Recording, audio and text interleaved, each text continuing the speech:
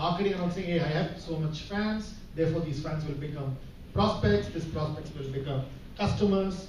How do you kind of, drive the ROI for something like fan acquisitions? Because when I do my analytics, I realize that my customer is actually 25 to 35, but my fans are 17 to 20. Oh, you're lucky. Can I just butt in here?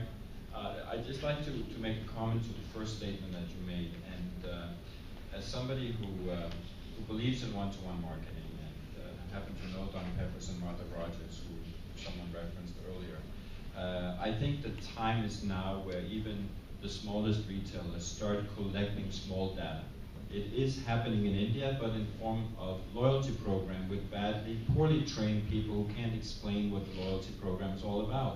I have 5 loyalty programs in my pocket. I have no clue what I'm going to get, but I'm going to get something, right?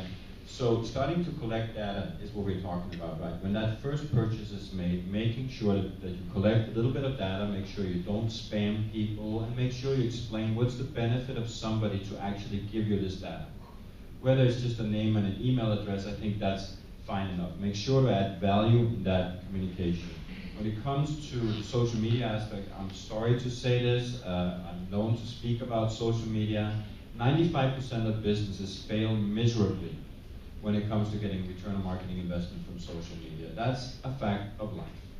And one of the reasons they do that is because they don't have the resources to provide consistent value to the people, whether they're 17, I love that, or 35, the people that follow them. There are few exceptions, and I'm sure you're aware of that. Those exceptions are brands that communicate price, right? So whether it's telcos or retailers, if there's a price element, a discount element in the communication, and if that's the premise, it seems to work and is relatively easy to track. I was talking about the fact that therefore, how do you kind of look at social media? Have you found that as a good way of engaging with customers, Senthil or Satya? I think social media is one of the options for us. Like I said, for us, he's absolutely right in terms of how do you add value to customer. That's the key. End of the day, it starts with customer. That's just the base. Okay, but it cannot be just social media alone. Most of the failures are because of social media working as a silo. It should be seamless. It should be blended into your organization. You get acquired customers and people are looking for value. How do you communicate the value? How do you engage with the customer? Those are the key factors. If your strategy is right, if the organization walks the talk and lives up to the expectation of the social, then I think it can work. Satya, your points.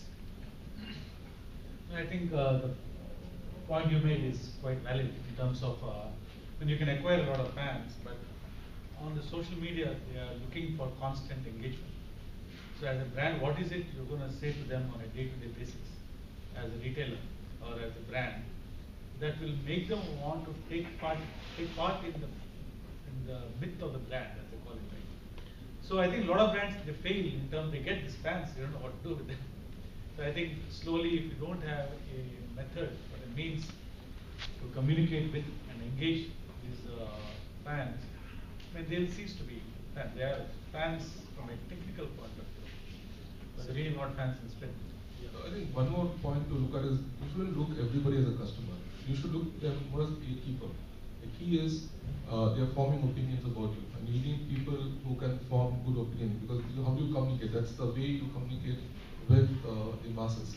So I think rather than looking at it from a ROI perspective, ROI is very important. There's no doubt we need to use this fan club.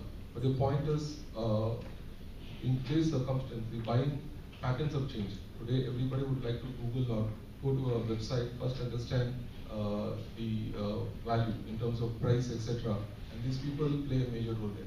So I think it's very important to treat them just not as a customer class or a segment which are going to convert immediately, but rather look them as a gatekeepers. Lovely. I think the point that not all customers are equal, I think is a great point that you're making, which is to say not all customers are equal.